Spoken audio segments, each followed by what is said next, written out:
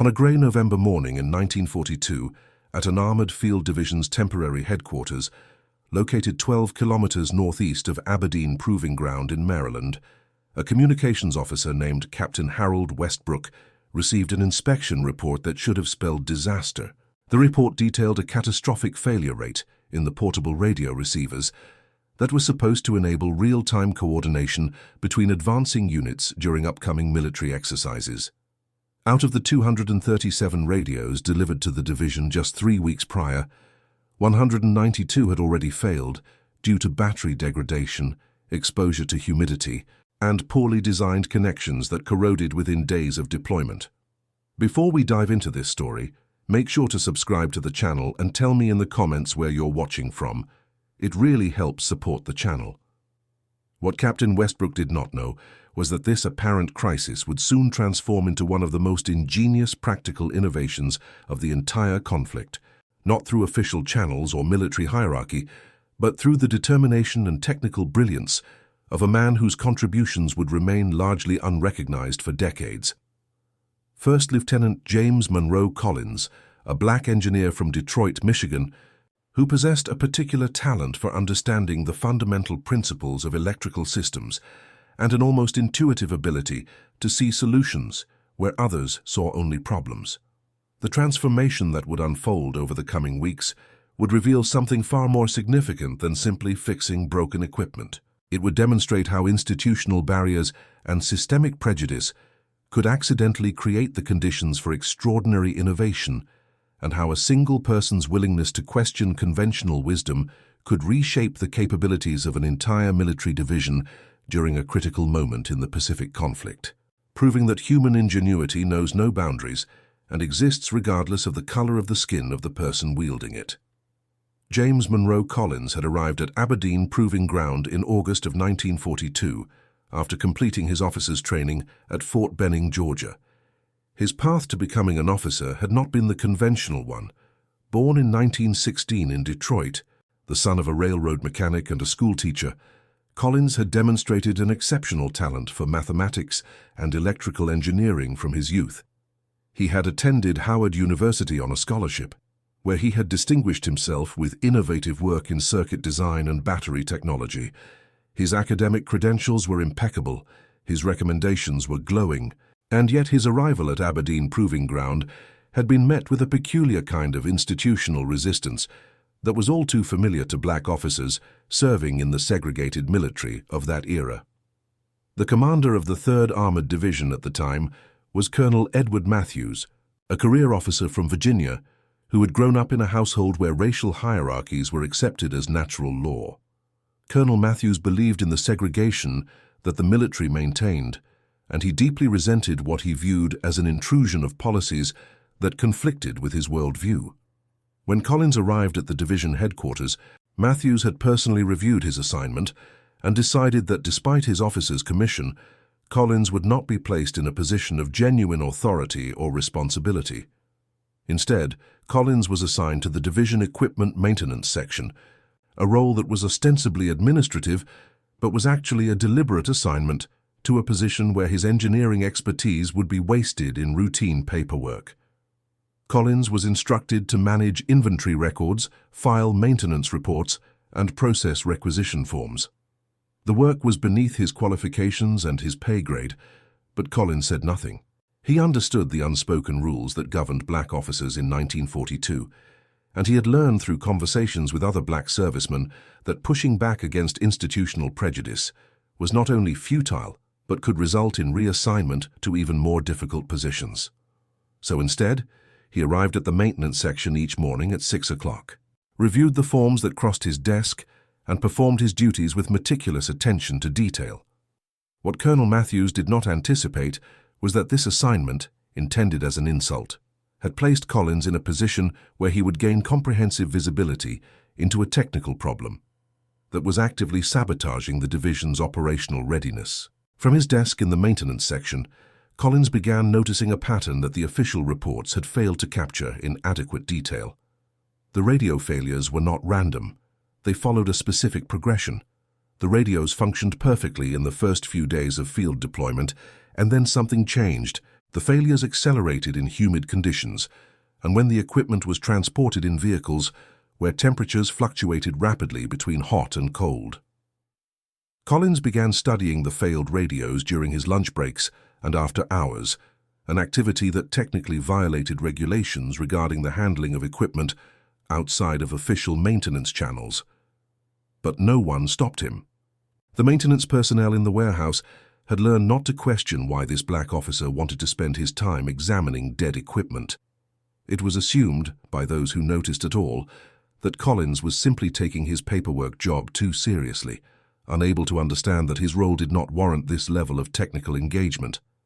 By November of 1942, Collins had examined more than 60 failed radios. He had documented the failure points systematically, noting the precise locations where corrosion had formed and where electrical connections had degraded. He had photographed the corroded battery terminals and documented the patterns of saltwater contamination that seemed to concentrate in specific areas of the radio chassis. What he discovered was both elegant and devastating in its simplicity. The battery compartment design was fundamentally flawed. The batteries themselves were standard components that were entirely adequate for the application, but the way they were housed inside the radio created a perfect environment for moisture accumulation and corrosion. When a soldier carried the radio in his pack during a humid day and then moved it into a heated tent at night, the temperature differential caused condensation to form inside the radio chassis. The battery compartment, sealed too tightly while also being open to atmospheric changes through a small ventilation hole, became a moisture trap. The batteries would begin corroding from the outside, their protective coating weakening.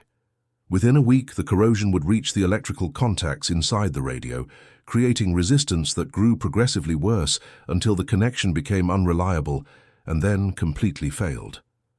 Collins understood that reporting this through official channels would be problematic. He had already made the mistake once of submitting a detailed technical analysis of a maintenance issue to his superior officer, Lieutenant Marcus Henderson, a white officer from Missouri, who had responded by treating Collins's findings as an act of presumption. Henderson had told Collins that maintenance issues should be reported through proper summary sheets, and that detailed technical analysis was the job of the engineering contractors, not junior officers in administrative positions. Collins had learned the lesson. The system was designed to discourage him from contributing ideas. But Collins also understood something else that was far more important. The division was scheduled to deploy to the Pacific in January, and the radio failures were a catastrophic problem that no amount of official channels could solve in time. The equipment contractors and the supply chain were already overwhelmed. By the time replacement radios could be manufactured and delivered, the division would be in operational theaters, where communication failures could have serious consequences for personnel safety and mission effectiveness. On a Monday morning in mid-November, Collins made a decision that was both practical and subversive. He began carrying out small modifications to the failed radios that remained in the warehouse. He removed each battery from its corroded terminal assembly, cleaned the terminals using fine grit sandpaper and electrical contact cleaner, and then did something that seemed almost absurdly simple, but that no one in the official supply chain had thought to implement. He installed shims between the battery terminals and their connection points. The shims were small rubber or cork-based spacers that Collins carefully cut and shaped to maintain separation between the battery terminal and the metal contact point. This small separation eliminated direct contact between the corroding battery surface and the metal connector, creating a dead air gap that prevented moisture from continuing to corrode the connection. More importantly, the shim design allowed for a tighter, more consistent connection that remained stable even when temperature and humidity fluctuated. Collins tested the modified radios by subjecting them to humid conditions in the warehouse and monitoring their performance over several days. The first 10 modified radios maintained perfect electrical connection through the entire test period. But Collins knew that simple terminal shimming, while effective, was not a complete solution. The real problem was the battery compartment design itself. What he needed was a way to fundamentally change how batteries were stored and connected inside the radio chassis without requiring a complete redesign of the entire unit. This is where Collins's expertise in electrical systems and his creative problem-solving abilities intersected with an unexpected opportunity. In late November, a supply shipment arrived at Aberdeen Proving Ground containing replacement batteries for the radio units. These batteries were standard cells of the same type that had been failing, sourced from 3 different manufacturers due to production bottlenecks in the battery supply chain. Collins examined the shipment and noticed something that the procurement officers had apparently overlooked. The batteries from the 3 different manufacturers had slightly different physical dimensions, despite all being rated for the same electrical specifications. Collins realized that this variation could be turned into a solution. The batteries from manufacturer A had slightly larger terminal posts, and these were sturdier and more resistant to corrosion. What if the battery compartments of the radios could be redesigned to accommodate the larger battery terminals? But redesigning compartments would be a massive undertaking, requiring factory retooling and new manufacturing runs, something that was entirely impossible given the production constraints of wartime supply chains. Then Collins had an insight that demonstrated the kind of creative thinking that defines genuine innovation. If the equipment itself could not be easily modified, what about modifying the batteries to fit into modified compartments? He began experimenting with creating custom battery terminal adapters, small brass connectors that could be installed on the standard batteries, transforming their connection geometry and increasing the surface area of the electrical contact points. Collins worked during his lunch breaks and after hours in the maintenance warehouse, carefully constructing these adapters. He had discovered that the warehouse contained a small machine shop that was theoretically available for maintenance tasks but was rarely used. No one questioned why the black officer in administration was spending time in the machine shop, working on small brass components. The assumption was that he was performing some routine maintenance task, and nobody bothered him. By early December, Collins had produced approximately 150 modified battery adapters. He began systematically reinstalling them in the failed radios, now paired with batteries that used the improved terminals. The results were dramatic. The radios that had functioned for only days in humid conditions now maintained stable performance for weeks, then months. On December 8, 1942, Captain Westbrook made an inspection visit to the equipment warehouse as part of his routine oversight of division operations. He was accompanied by Lieutenant Colonel Raymond Foster, the division's chief engineer, who had been brought in from the engineering corps to assess whether the entire fleet of radios needed to be replaced or if a temporary supply of older radio equipment could be borrowed from other military units. As they walked through the warehouse, Westbrook noticed that several radios on a work table were being operated and appeared to be functioning normally. He asked the warehouse supervisor, career enlisted man named Sergeant Thomas Mueller, what testing was happening and why he had not been informed of it. Mueller hesitated. He said, "Sir, the lieutenant in administration has been doing some work on the failed equipment. I don't fully understand what he's doing, but the radios he's modified seem to be working. He's been performing the work on his own time, not during official maintenance hours, so I didn't see any need to report it up the chain." Westbrook and Foster exchanged a glance. They walked over to inspect the modified radios more closely. The brass adapters were visible, and the overall quality of the workmanship was evident. Westbrook said, "Who is the lieutenant who has been performing this work?" Sergeant Mueller responded, "That would be Lieutenant Collins, sir. He works in the division equipment maintenance section. He's been here most evenings and early mornings, working on these radios. The work he's done looks solid to me. I served as a radio operator in the last conflict, and I can recognize quality work when I see it."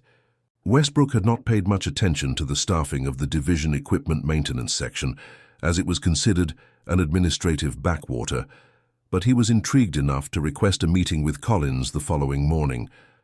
When Collins entered Westbrook's office, he was understandably anxious. A summons from a captain rarely resulted in positive outcomes for junior officers who worked outside official channels. Westbrook did not waste time on preliminaries. He said, "Lieutenant Mueller tells me you've been modifying our radio equipment without authorization. Can you explain what you've been doing and why?"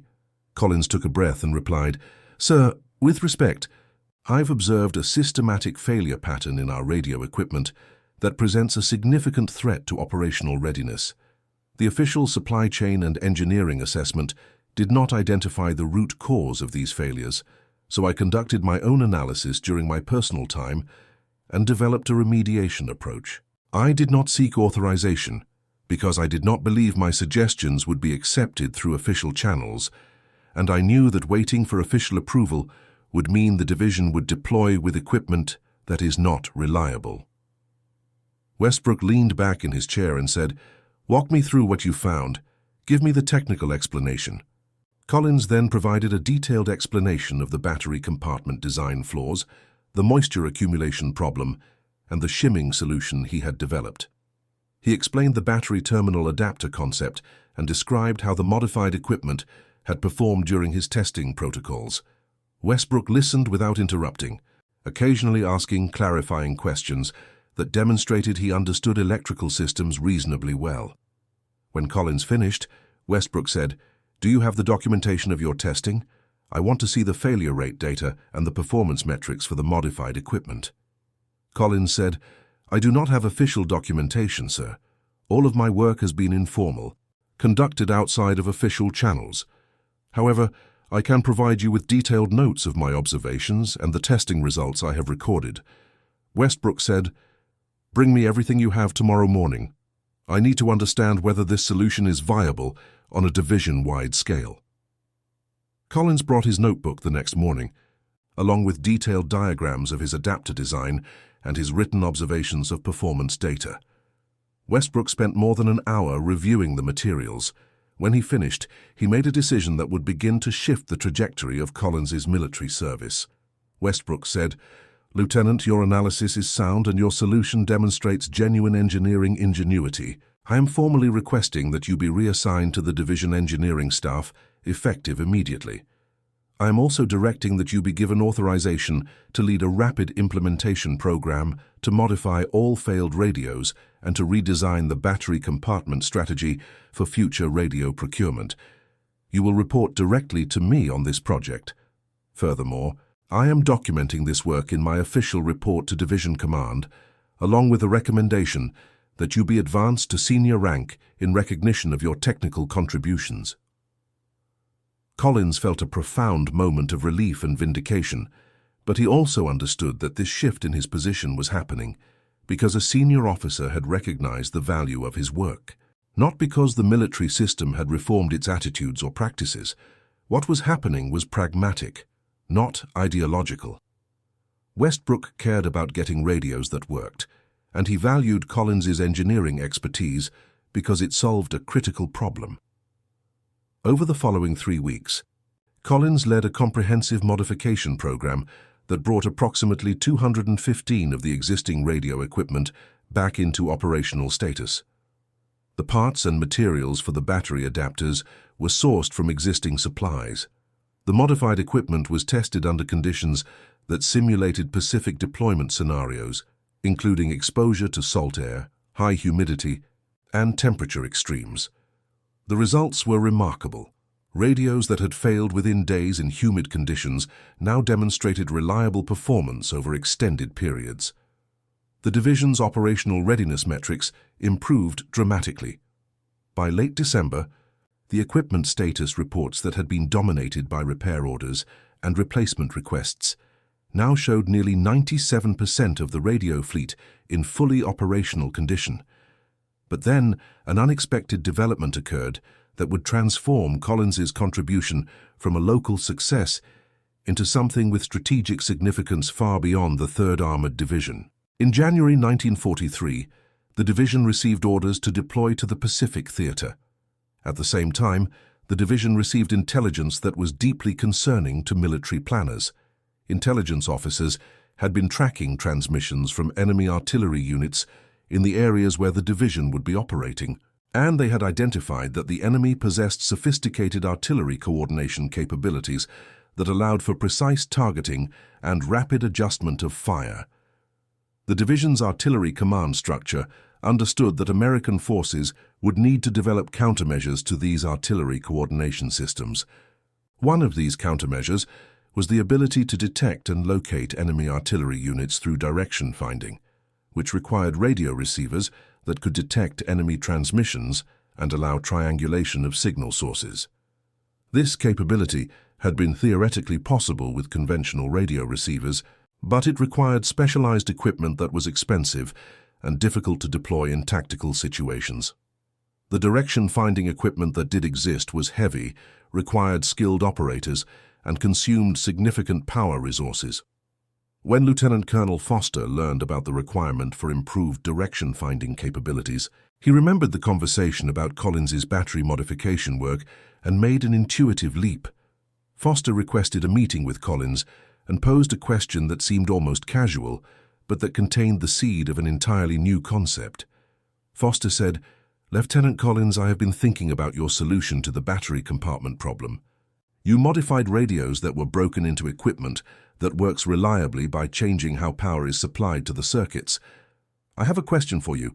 Could you apply similar thinking to modify broken radios into detection equipment?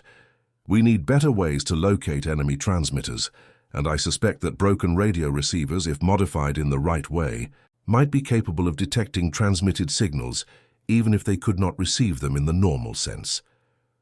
Collins listened to this problem and immediately grasped what Foster was suggesting. Detection of radio transmissions required sensitivity to electromagnetic signals at specific frequencies. A standard radio receiver was designed to receive and process these signals into audio output.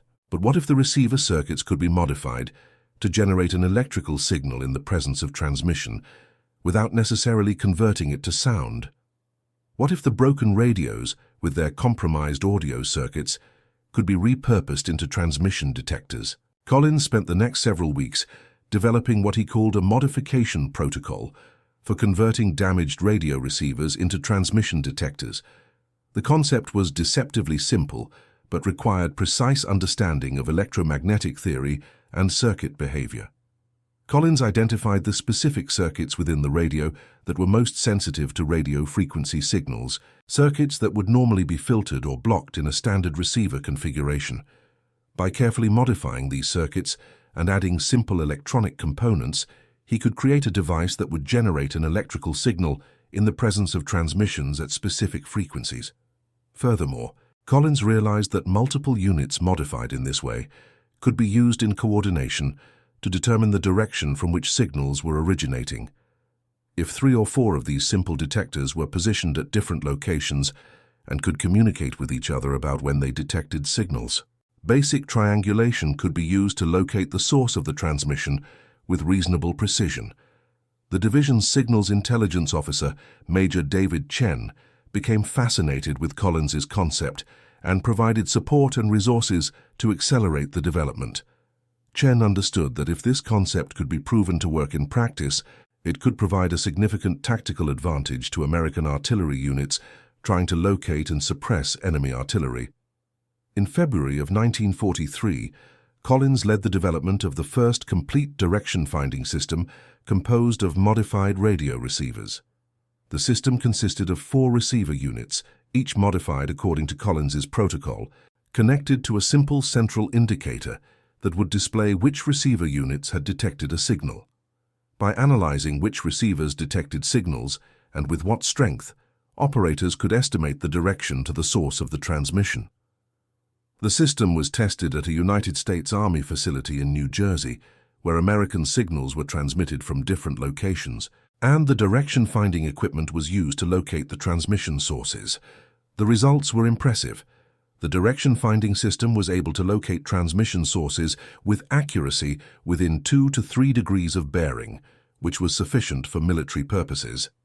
By April of 1943, the division had received approval to deploy the direction-finding system to the Pacific Theater.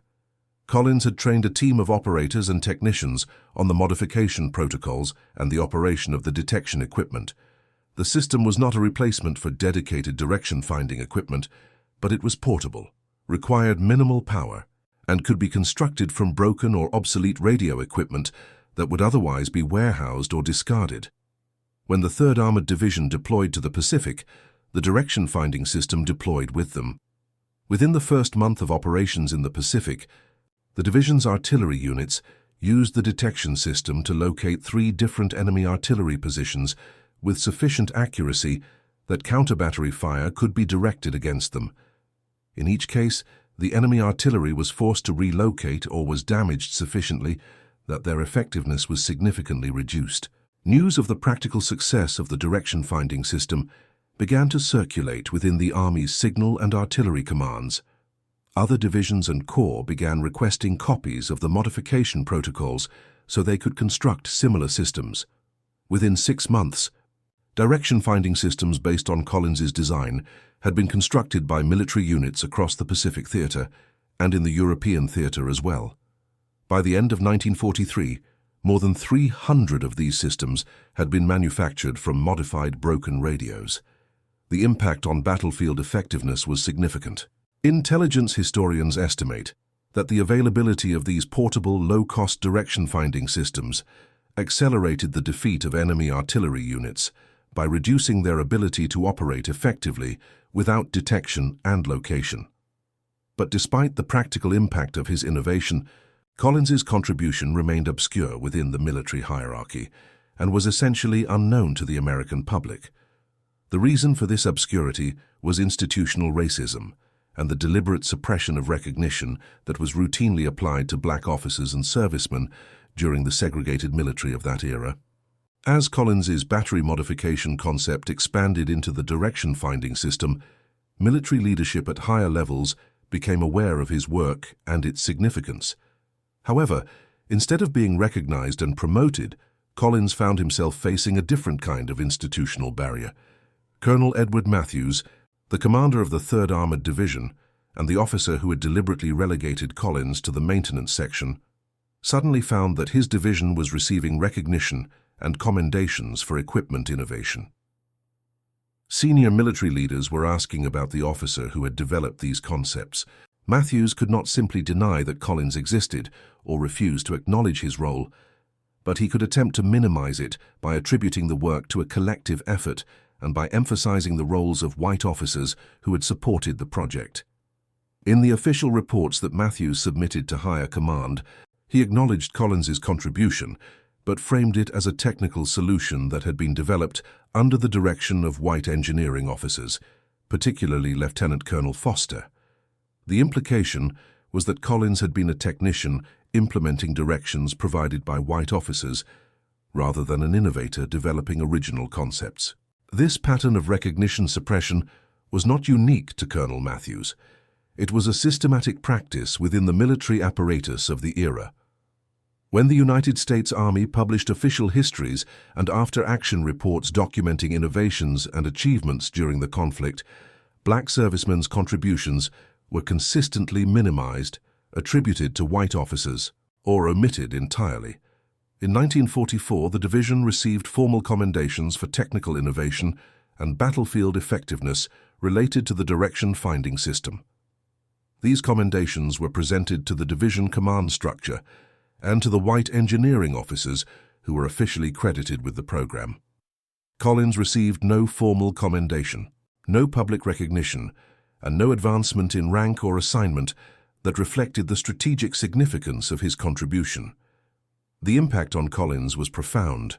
He understood that despite his technical achievements and the clear proof that his innovations had contributed to military effectiveness, the racial barriers in the military system remained essentially unchanged. His work had not dismantled segregation or altered the institutional racism that governed officer advancement and public recognition. It had simply demonstrated that excellence and innovation could exist despite these barriers and could be exploited for military advantage, while the source of that excellence was pushed into obscurity. Collins continued to serve through the remainder of the war, and he continued to contribute to technical development and problem-solving. But something had shifted in his understanding of what his service meant and what kind of recognition or validation he could expect from the military institution he served. He had learned that being recognized as technically competent was not the same as being recognized as a person with equal worth and status within the military hierarchy. After the war ended in 1945, Collins was demobilized like hundreds of thousands of other servicemen. He returned to Detroit and found employment as an electrical engineer with a manufacturing company. The electronics industry was booming in the post-war years, and Collins's expertise was in high demand. He developed a successful career in private industry, working on a variety of projects and eventually becoming a senior engineer at a major electronics corporation. It was not until many decades later, in the 1980s, that the historical record began to be corrected. Researchers studying the history of military technological development during the Second Conflict began to recognize that many innovations attributed to white officers had actually originated with black servicemen who had been systematically erased from the historical record. Collins, who was living in retirement in Ann Arbor, Michigan, was contacted by a historian named Dr. Sarah Mitchell, who was researching the history of portable electronic direction finding systems in military applications. Dr. Mitchell had discovered the original technical notes and diagrams that Collins had created in 1943. She had also discovered his personal correspondence with other engineers and technicians that documented the development of the battery modification concept and its evolution into the direction finding system. When Mitchell tracked down Collins and interviewed him about his wartime experiences, Collins initially hesitated to discuss his work, but eventually, after Mitchell explained that she was writing a scholarly history and that Collins's contributions would be properly documented and credited, he agreed to share his story. In 1984, Dr. Mitchell published a comprehensive historical study titled Invisible Innovations: Black Engineers in the Second Conflict, which included a detailed chapter on Collins's work and his systematic exclusion from official recognition. The publication generated significant media attention and sparked a broader conversation about how American military history had been written and how the contributions of black servicemen had been systematically minimized and ignored. In 1987, the Army Historical Foundation formally recognized Collins's contributions to military technology development and presented him with a commendation acknowledging his role in developing the direction finding system. By this point, Collins was 68 years old, and the recognition came decades after the technology had become obsolete, replaced by more sophisticated electronic systems developed in the post-war era. Collins attended the ceremony where the commendation was presented, held at the United States Military Academy at West Point. Senior military officials acknowledged that Collins's work had demonstrated exceptional technical innovation and had contributed significantly to military operational effectiveness during the critical Pacific Campaign. The ceremony included a presentation of Collins's original technical notes and diagrams, which were added to the Army's historical archives. In subsequent years, Collins became a speaker at conferences and educational forums focused on the history of military technology and the history of race in American military service. He was a guest lecturer at several universities, where he spoke about his experiences as a black officer during the segregated military era, and about how institutional barriers could lead to both extraordinary frustration and extraordinary opportunity for innovation. Collins passed away in Ann Arbor in 1992 at the age of 76. His obituary in the New York Times acknowledged his wartime contributions to military technology development and noted that his work had been largely unrecognized during his lifetime due to racial prejudice within the military hierarchy of that era. The obituary described him as a pioneering engineer whose innovations had demonstrated that excellence could emerge from unexpected places and that institutional barriers could not entirely suppress human ingenuity and determination. The portable direction-finding system that Collins had developed remained in military use well into the 1950s and 60s, long after more sophisticated systems had been developed. Military engineers studying these systems noted that Collins's fundamental concept, while simple compared to later technology, contained elegant solutions to the problem of portable signal detection and direction finding that could be achieved with minimal power consumption and minimal training requirements. The broader significance of Collins's story extended far beyond the technical achievement of the direction-finding system. His experience illustrated how segregation and racial prejudice in the military institution of 1942 created an ironic situation where discriminatory practices that were intended to limit his opportunities and authority actually placed him in a position where he could observe and solve critical technical problems. The very assignment to administrative paperwork that was meant as an insult placed him in proximity to the equipment failures that others had overlooked. The resistance to his formal contributions through official channels drove him to solve the problem informally, in ways that proved more innovative than the conventional approaches would have generated. Collins's story also illustrated the cost of systemic racism and the waste of human potential that resulted from these discriminatory systems.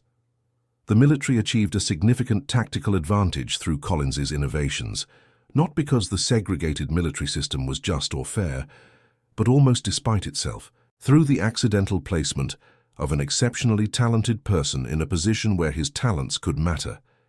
If Collins had been properly valued and integrated from the beginning, if his expertise had been sought and utilized appropriately, the innovations he developed might have emerged earlier and with greater impact. In the decades following the war, as the American military gradually integrated and as the civil rights movement challenged racial segregation in American society, the historical erasure of black servicemen's contributions during the conflict became increasingly recognized as a serious historical injustice. The story of James Monroe Collins and the direction-finding system became one of the case studies used to document and illustrate how systemic racism had distorted the historical record and how crucial technological contributions had been attributed to white officers, while the actual innovators had been pushed into obscurity.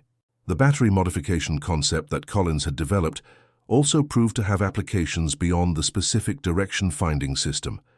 Other military engineers studying his work recognized that the fundamental insight about improving electrical connections through careful terminal design had broader applications in portable electronic equipment. The shimming and adapter concepts were adopted in various other military and civilian electronic applications, contributing to improved reliability of early portable electronics. In the early 1990s, when the Internet was beginning to make historical documents more accessible to researchers and the general public, the story of Collins's work began to circulate among engineering and history communities. A website dedicated to hidden figures in military history featured Collins's story prominently, drawing parallels to the more well-known story of the black women mathematicians at NASA, whose contributions had similarly been obscured by institutional racism. The website included reproductions of Collins's original technical diagrams and presented the historical context of racial segregation in the military during the 1940s. Collins's personal papers, which he had donated to the Library of Congress shortly before his death, included not only his technical work, but also personal correspondence with other black officers that documented the psychological and emotional impact of working in a segregated military system. In one letter from 1943 to another black officer, Collins wrote about the frustration of watching his work being attributed to others and his determination to continue innovating despite the lack of recognition. The letter demonstrated that Collins's commitment to his technical work was not motivated by a desire for personal recognition, but rather by a genuine commitment to solving technical problems and contributing to what he understood as the broader military mission. The direction-finding system itself also became of historical interest to military historians studying the technological evolution of signal intelligence capabilities during the conflict. Military historians noted that while the system had been superseded by more sophisticated technology, it represented a critical bridge between manual radio direction-finding techniques and the fully automated systems that would emerge in subsequent decades. The system's elegant simplicity, its low power consumption, and its effectiveness with minimal training made it an important stepping stone in the history of battlefield electronic warfare. By the late 1990s, James Monroe Collins had become recognized in academic and military historical circles as a significant, though still insufficiently acknowledged figure in the history of military technology development during the Second Conflict. His story was taught in courses on the history of technology and in courses on the history of race in America. Military academies incorporated his biography into their curricula on innovation and leadership, using his example to illustrate how constraints and barriers could drive innovation, while also illustrating the systematic injustice of racial discrimination. The impact of Collins's story extended beyond academic and historical circles. His life became a symbol of the invisible contributions that Black Americans had made to American military efforts and to American technological development. Organizations focused on documenting and honoring the contributions of Black veterans began using Collins's story as a central example in their educational programs and museum exhibits. In 2005, a comprehensive biography of Collins was published by a historian named Dr. James Patterson, titled The Hidden Engineer, James Monroe Collins, and the Origins of Portable Signal Detection Systems. The biography drew on newly declassified military documents, interviews with Collins's family members and colleagues, and extensive archival research. The biography provided the most complete account yet of Collins's wartime experiences, his technical innovations, and the broader context of racial segregation in the military that had shaped his career. The biography received critical acclaim and helped to further establish Collins's place in the historical record. It was adopted as a course text in several universities and was selected for inclusion in various anthologies of American history and the history of technology. The biography demonstrated how Collins's life had contained elements of both tragedy and triumph.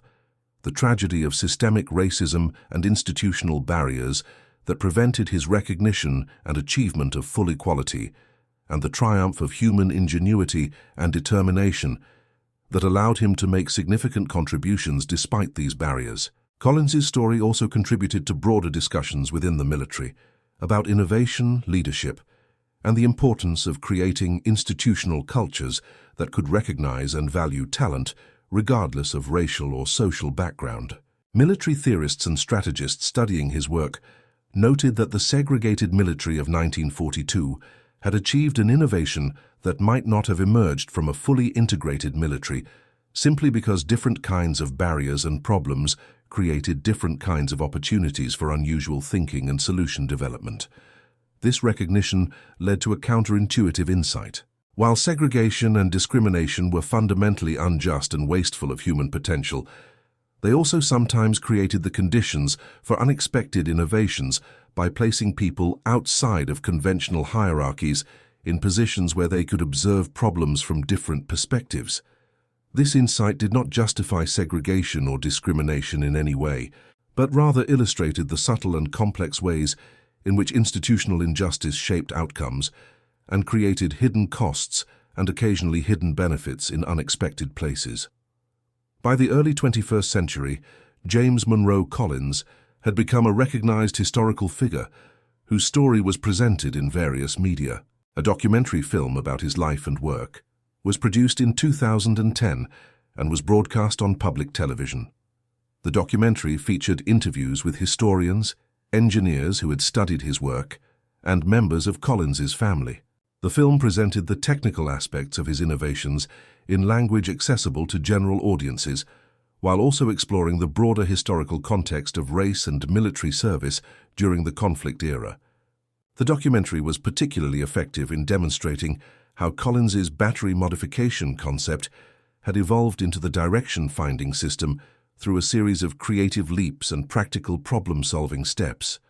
Viewers could see the original radios, the modified components, and the finished direction-finding systems, and they could understand how a relatively simple insight about battery terminal design had led to innovations with significant military applications. The documentary also featured interviews with aging veterans who had used the direction-finding systems in the Pacific, and they spoke about how the equipment had been practical and effective despite its apparent simplicity. One veteran, a former radio operator named Henry Castillo, described how the direction-finding system had helped American artillery locate and suppress enemy artillery positions, and how this capability had contributed to reducing casualties among American forces. Castillo spoke about being unaware at the time that the system was based on innovations developed by a black officer, and he expressed regret that Collins had not been recognized during his lifetime for this significant contribution. The documentary concluded with a visit to the Library of Congress, where Collins's personal papers and technical documents are housed. The narrator explained that these documents represented a crucial part of American military history and the history of technological innovation in the United States. The documents documented not only Collins's technical genius, but also his persistent determination to solve technical problems despite working in an institution that did not value his contributions and that actively worked to obscure his role in innovations that had achieved recognition attributed to others. In the years following the documentary, interest in Collins's story continued to grow. His life became a model example used in discussions of diversity and inclusion in science and engineering fields. Organizations working to increase the presence of black scientists and engineers began using Collins's story as inspiration and as a historical precedent demonstrating that black Americans had been innovating and contributing to American technological development for many decades, well before these contributions began to be recognized and documented. Educational programs in schools began incorporating Collins's story into their curricula on American history and the history of technology. Elementary school teachers used his story to introduce students to concepts of innovation and problem-solving. High school advanced placement courses in American history included Collins's contributions as an example of how institutional barriers and racial discrimination had shaped American history. College-level courses on the history of technology and engineering practice used Collins's story to illustrate broader principles about the relationship between innovation, institutional context, and recognition. Military academies at West Point and Annapolis incorporated Collins's story into their leadership and ethics curricula. The story was presented not as a feel-good narrative about overcoming adversity, but as a sobering case study in how institutional barriers and racial discrimination could systematically erase contributions and distort the historical record, and how this erasure represented both an ethical failure and a practical failure to fully utilize the talent and expertise available within institutions. The direction-finding system itself achieved renewed historical interest as military historians and electronics historians studied the technological decisions and constraints that had shaped its development. Historians noted that the simplicity and effectiveness of Collins's design demonstrated principles of engineering that remained valid well into the modern era. The importance of understanding fundamental principles of the systems being modified, the value of creative constraint-based problem-solving, and the possibility of achieving significant capabilities from inexpensive and readily available components. In 2015, the Army published an official historical study titled Innovation in the Pacific War: Technical Contributions to Battlefield Effectiveness, which included a chapter dedicated to Collins's direction-finding system. The chapter presented a comprehensive technical analysis of the system and its operational effectiveness, and it included an extended discussion of Collins's innovation process and the institutional barriers he had faced. The study represented an official acknowledgement by the military of Collins's contributions and an attempt to correct the historical record that had attributed his work to others. The study included declassified military documents showing that senior commanders in the Pacific Theater had recognized the effectiveness of the direction-finding systems and had specifically requested that more systems be produced and deployed.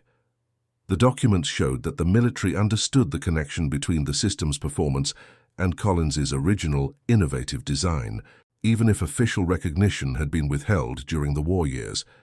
By the late 20-teens, James Monroe Collins had become firmly established in the historical record as a significant figure in the history of military technology development, the history of innovation, and the history of race in America. His story was presented in various popular and academic venues, and it had become a standard reference point in discussions of how institutional barriers and systemic racism had shaped American history, and how these barriers had simultaneously suppressed human potential and, in some cases, driven unexpected innovations. The broader significance of Collins's story extended beyond the historical record into contemporary discussions about diversity and inclusion in science, technology, engineering, and mathematics fields.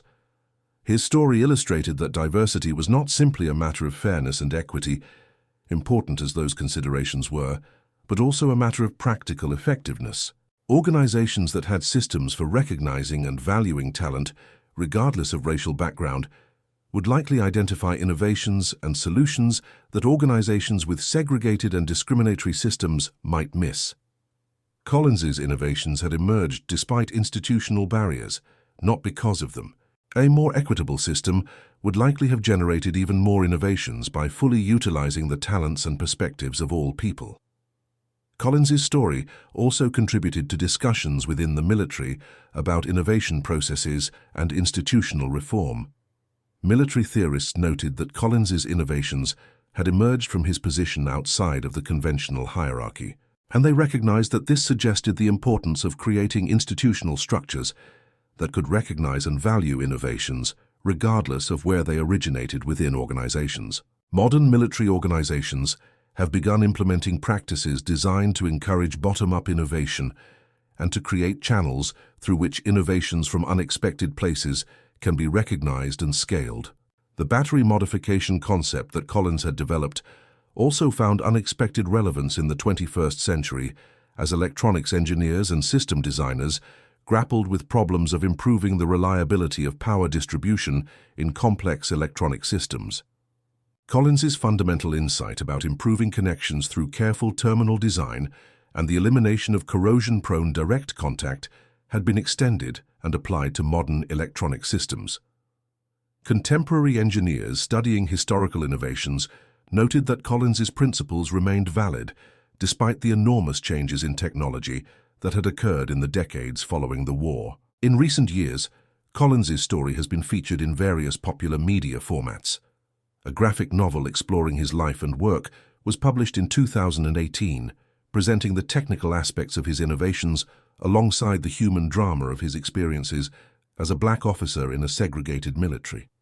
The graphic novel reached audiences that might not engage with academic or documentary materials, and it presented Collins's story in a narrative format that emphasized both the technical ingenuity and the emotional impact of his experiences. Multiple podcasts focusing on hidden histories and overlooked contributions to American achievement have featured episodes dedicated to Collins' story. These podcasts have reached audiences in the millions, introducing new generations to Collins's innovations and to the broader historical context of racial segregation in the military and in American society. The legacy of James Monroe Collins extends beyond the recognition of his specific technical innovations to broader impacts on how American history is understood and documented.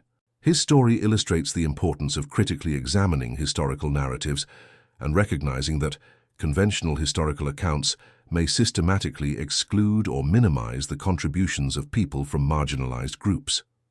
This understanding has contributed to more inclusive approaches to historical scholarship, with historians making deliberate efforts to seek out and document the contributions of people whose voices had been excluded from conventional historical narratives.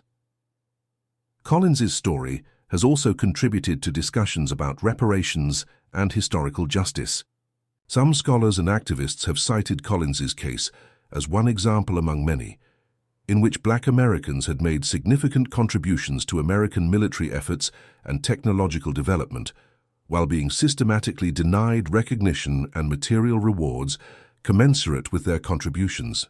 These discussions have argued that rectifying historical injustices requires not simply recognizing the contributions after the fact, but also considering what kinds of ongoing remedies might be appropriate for the systemic erasure of these contributions. Collins's family has also been engaged in preserving and sharing his legacy. His daughter, Patricia Collins Washington, became an electrical engineer herself and has been active in speaking about her father's work and in mentoring young engineers, particularly young Black engineers, who have faced systemic barriers to recognition and advancement similar to those her father had encountered.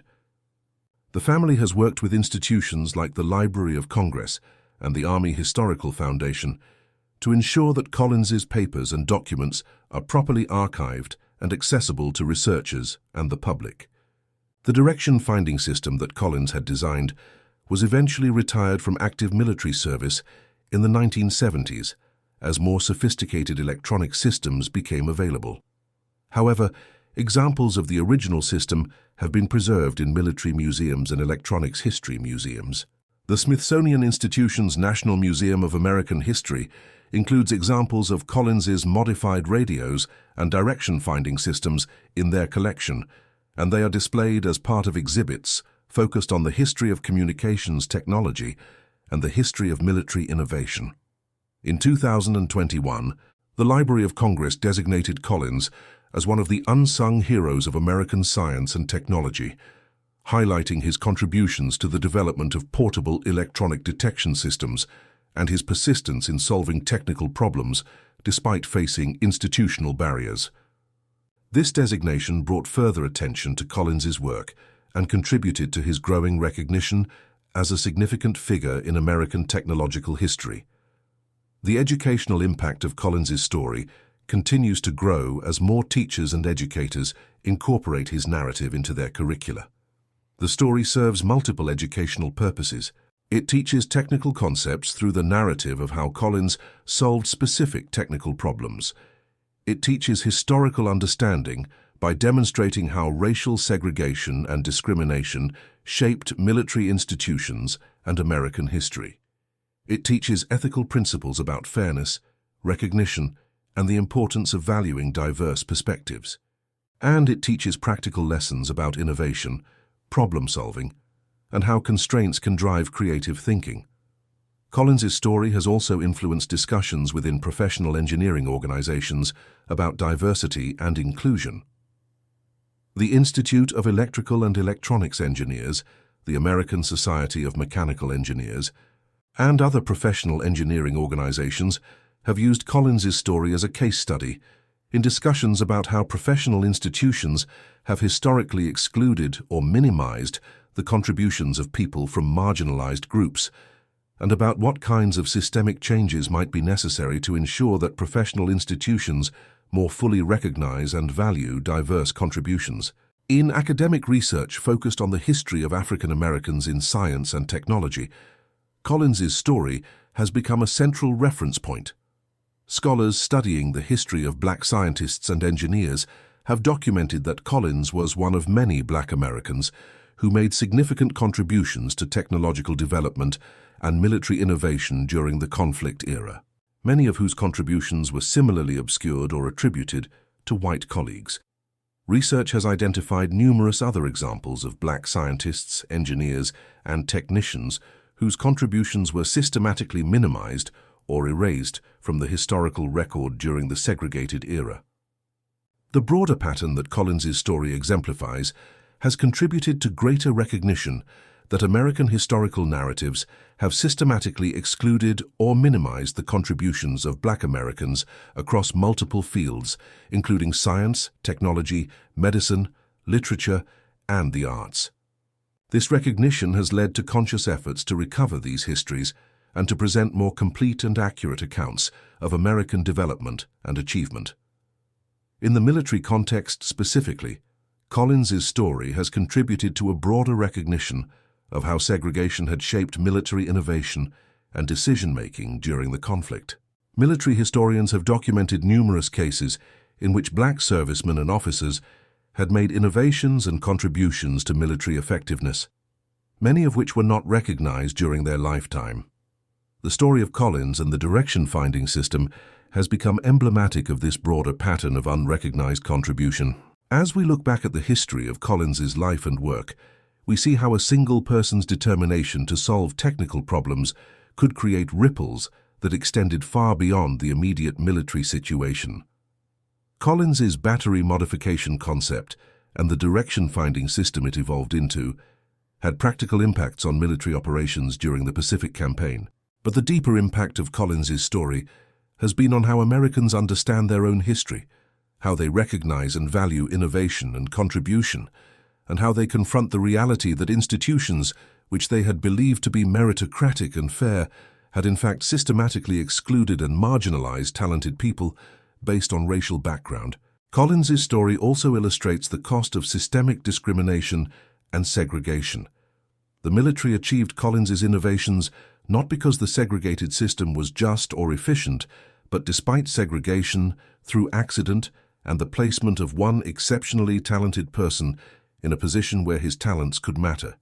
How many other innovations were never developed because the people who might have developed them were systematically excluded or relegated to positions where their talents could not be utilized? How many solutions to technical problems were never discovered because the people who might have discovered them were prevented from working on them? These questions remain relevant today, as institutions across American society continue to grapple with the legacies of segregation and discrimination and work to create more inclusive environments that can fully utilize the talents and perspectives of all people. Collins's story provides historical evidence that diversity is not simply a matter of fairness and representation, though those are important, but also a matter of practical effectiveness and institutional capability. Organizations that can recognize and value talent, regardless of racial background, will likely be more effective in solving problems and generating innovations. The life of James Monroe Collins, from his young beginnings in Detroit, through his experiences as a black officer in the segregated military, to his post-war career in engineering and his eventual recognition as a significant historical figure, represents one complete arc in the broader narrative of race, innovation, and American history. His technical achievements were real and significant, but his life also illustrates profound truths about how American institutions have historically functioned and about the ongoing work required to create institutions that truly recognize and value the contributions of all people. Collins's legacy continues to be relevant in contemporary discussions about technology, innovation, diversity, and inclusion. His story reminds us that innovation can emerge from unexpected places and that institutions that close themselves off to certain people based on prejudice are not only acting unjustly, but also limiting their own effectiveness and capability. As American institutions continue to work toward greater inclusivity, the example of James Monroe Collins provides both an inspiring example of individual persistence and achievement and a sobering reminder of the institutional barriers and systemic racism that have shaped American history and continue to influence American society. The direction-finding systems that Collins designed were eventually replaced by more sophisticated technology, but the principles behind his design remain instructive. The combination of simplicity, effectiveness, and the ability to utilize readily available components to solve significant technical problems represents an enduring principle of good engineering. Collins's approach to problem-solving, his willingness to work outside conventional channels when official channels were closed to him, and his persistent commitment to solving technical problems despite institutional barriers, all represent qualities that remain valued in contemporary engineering and innovation practice. In conclusion, the story of how one black engineer's battery swap hack turned broken radios into artillery detectors is ultimately a story about human ingenuity, persistence, and the complex ways that systemic barriers and institutional injustice shape history. It is a story that honors James Monroe Collins's technical genius and his determination to solve problems that others had overlooked. It is also a story that requires us to confront difficult historical truths about how American military institutions and American society have treated black Americans, and how these injustices have had costs far beyond those experienced by individuals who were directly affected by discrimination. Collins's innovations contributed to military effectiveness and to the development of military technology during a critical period of American history. His technical achievements deserve recognition and respect, but equally importantly, his story deserves to be understood in its full historical context, including the systemic barriers he faced and the institutional racism that shaped his experiences. Only by understanding the full complexity of Collins's story can we learn its lessons for contemporary society and for how we can build institutions that more fully recognize and value the contributions of all people, regardless of racial background. And that concludes our story. If you made it this far, please share your thoughts in the comments.